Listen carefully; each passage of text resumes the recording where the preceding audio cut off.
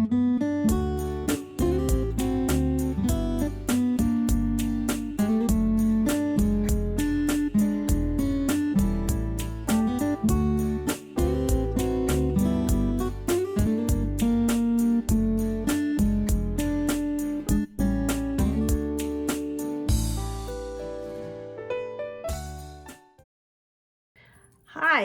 I'm glad you're back joining me again, and I want to welcome any new subscribers to my channel. It's always good to have new people seeing what's going on in my home. And today we're going to make this white cottage English bread, or you can call it artesian bread. An easy loaf to make. It's just your basic white bread recipe, but it's the way you layer your dough as it rises to make this spectacular loaf of bread to impress your guests, your husband. You could even serve this on Christmas morning. Wouldn't that be good? With some warm from the oven, some nice homemade jam, or just plain butter. So come join me and I'll show you how I put this white cottage British loaf of bread together. So come on, join me. Okay, so let's get started on this basic recipe for white bread, but yet we're going to make it an English cottage loaf, mimicking how they used to make bread years ago in England. Maybe they made it this way because their ovens were smaller and didn't have the large stoves and ovens that we have today. I don't know why, but I think it's just spectacular. So let's get started. So what we're going to use in this basic recipe, and you always know that I have my big crock of flour. So it's all-purpose white flour. If you have bread flour, use that. I have instant yeast, salt, water, and we'll go through the amounts for this bread. And of course, I'm using my food processor. If you don't have one, you will need it by hand. I also will need a little bit of olive oil or oil of some kind, and that will be to coat my pan while it rises. So, oh, and I left out one thing because I have it in the microwave. It's butter or lard to go in this recipe. So let's get started. Okay, so in my pan or my food processor, I'm going to add 3 3/4 cup of flour. And what I do is I've got my flour, I'm going to tap down and here and skim off that flour and put it in my pot. Let me show you, let me adjust my camera so you can see what I'm doing.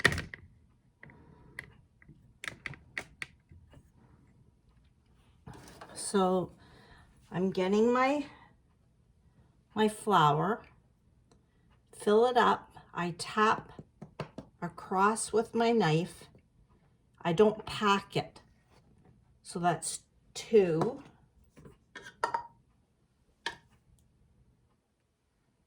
Again, I just tap, skim,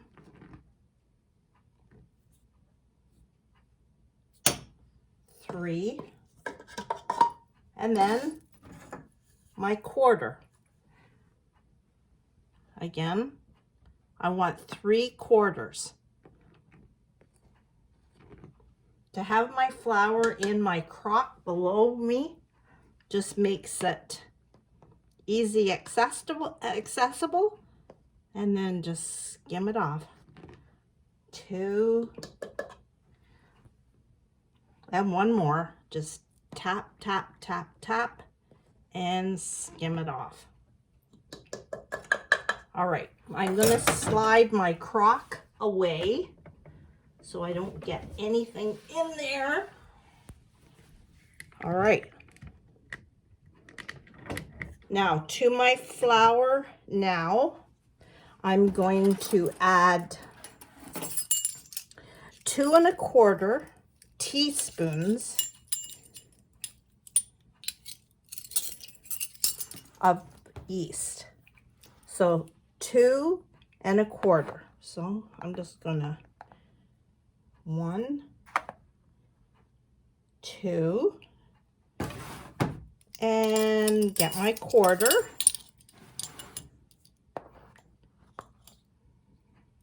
Of the yeast and set that aside. Now in there, I'm going to add 1 1/2 teaspoons of salt. You can measure.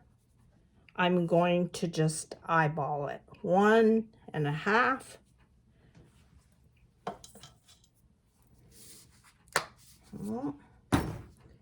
And then I'm going to add my melted butter. I'm going to stir that around a bit.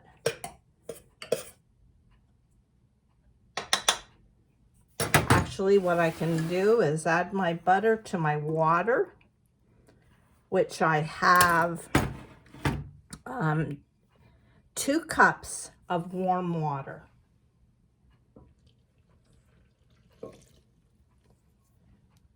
And I'm going to just mix that together.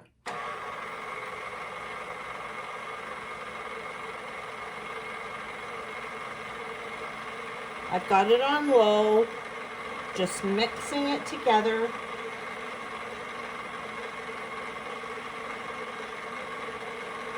Sometimes these KitchenAids, I love them, but sometimes it doesn't always, that kneading paddle doesn't always go to the very bottom of the pan. That's the only thing about it. So I'm just going to wait till that flour. Let me grab a spoon.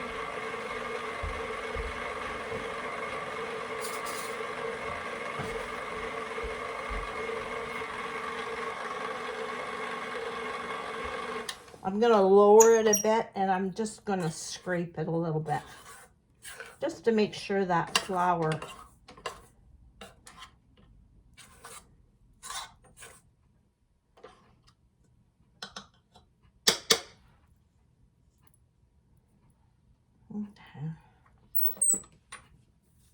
I want it to come together as into a soft ball.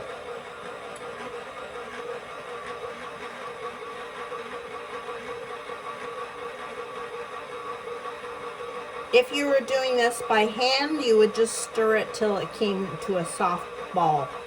I'm just letting my KitchenAid do the job.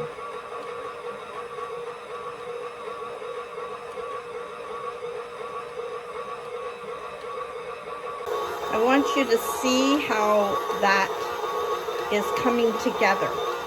I know it is well mixed in my food processor when there is no flour collecting around the outside. This is when it's a clue that I just might need to add a little tiny bit more flour. Okay? I got this. I'm going to add just a bit at a time. Just till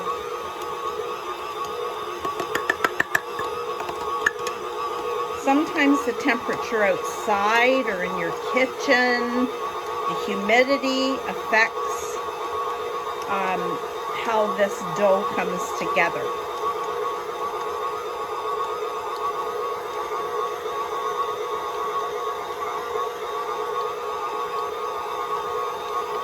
So it's just a little bit of a process,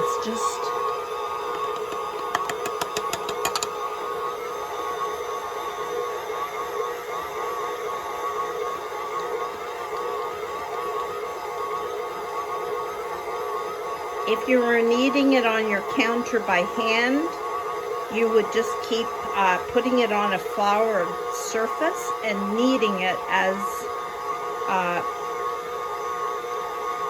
till it was a nice soft ball.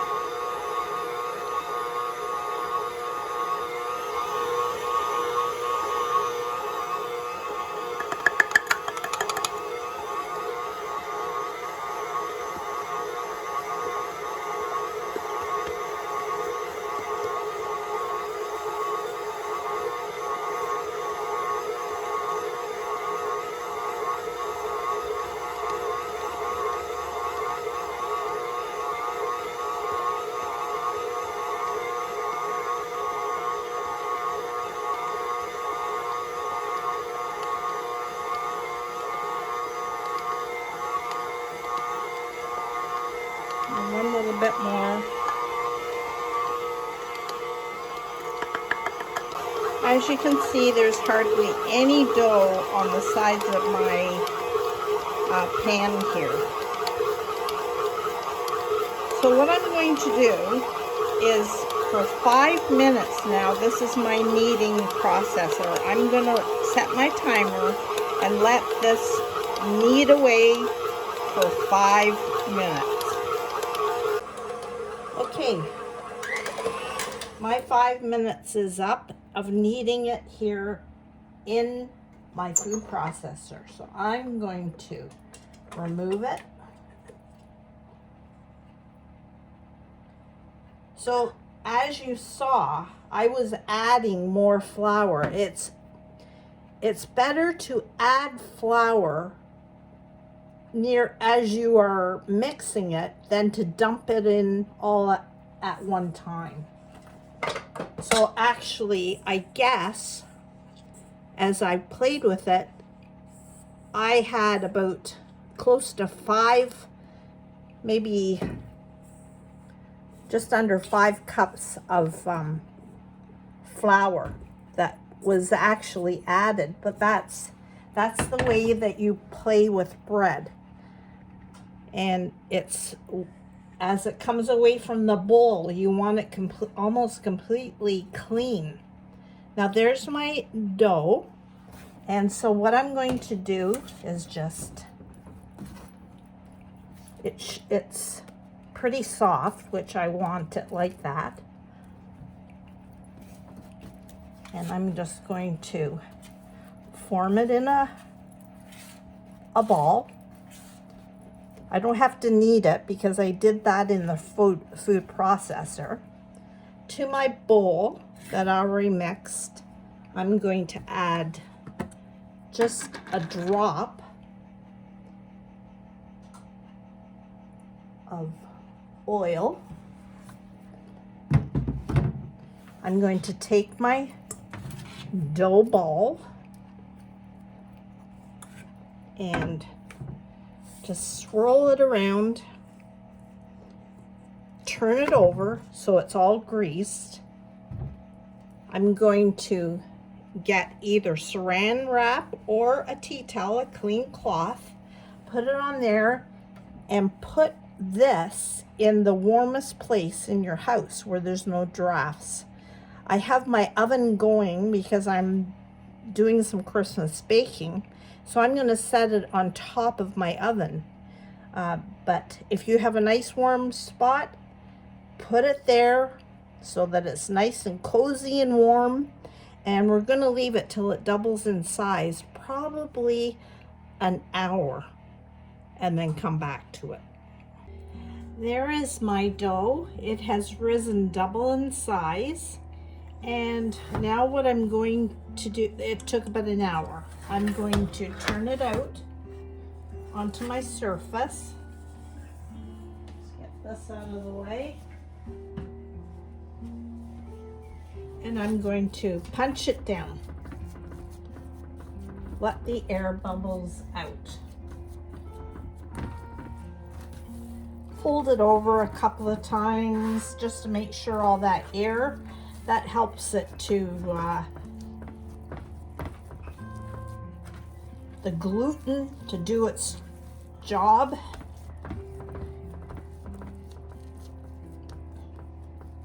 I've got a little bit of flour just in case it sticks.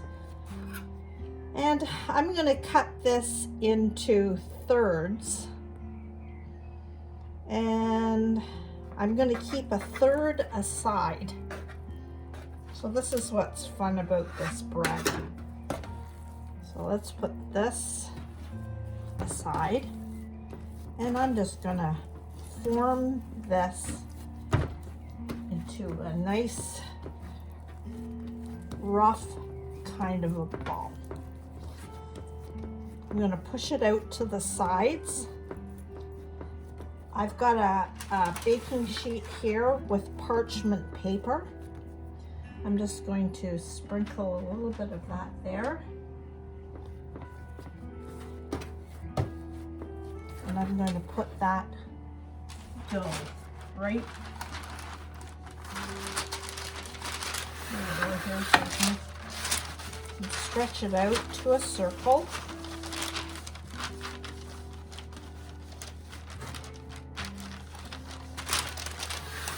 And then this last bit, I'm going to do the same thing.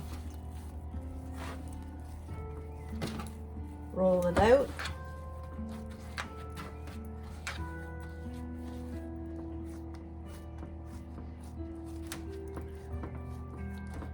And then I'm going to take this and put it right on top of that. Now what I want the two balls to come together. So I'm just going to take two of my fingers and plunge them right down. Make a little bit of a, it'll seal back up.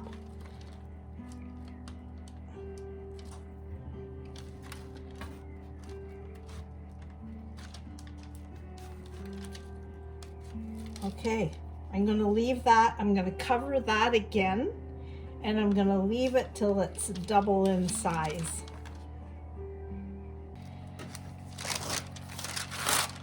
So there is my bread that I have, it's doubled in size.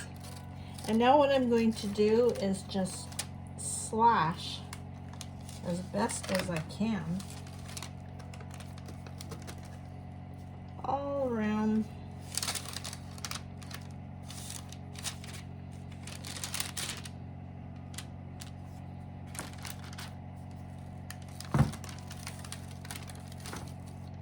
That.